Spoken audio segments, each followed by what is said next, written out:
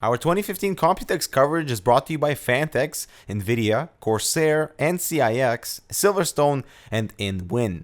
Make sure to support them for helping us bring this great content to you.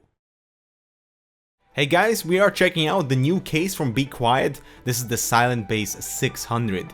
Now, they've done many modifications to the exterior, first minimizing the total frame size compared to the bigger brother, the Silent Base 800, and now we'll see all the usual color options like orange accents, gray accents, and the standard black. The side panel window is now made of scratch-resistant material. We'll have to do our own testing with a nail scratch test when we get the case in-house, but now also the panel is double layered with an air gap in between that's supposed to reduce total noise output from the case. It's an excellent attempt to allow users to still showcase their systems while adding a little extra sound insulation to the window.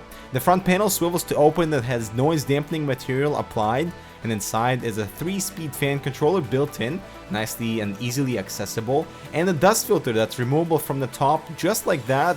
No need to tilt the case or anything. I love this dust filter installation. The top panel is still fairly closed off, but the venting holes are now have been moved closer to the center, and it's actually advisable to use the top spots of either 120 or 140mm fans for intake, as otherwise I'm worried the air will just rebound back into the case. On the inside, I love the accented rubber grommets that reflect on the exterior color. There's only one drive cage included with the Silent Base 600 for 3.5-inch drives and a single SSD on top of the cage. That is a bit limiting for today's standards. However, looking at the back, we find dual SSD brackets to bring total SSD mounts to 3 inside the Silent Base 600. Unfortunately, cable tie points in the back are still limited.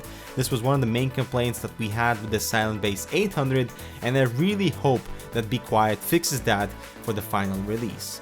And with this case, Be Quiet has shown us that improvements are possible, like the new double layered window and the front filter mount, but to be honest, I was expecting something extra, as I still think the front frame is pretty restrictive, and having non-modular 5.25-inch drive cage is behind the times for a 2015 release. Now, having said that, I love the new smaller form factor, and the reference system they built inside looked really good with excellent cable management, so stay tuned until September when the case launches at $115 for the windowed model, and we'll make sure to pass this through proper Canucks treatment.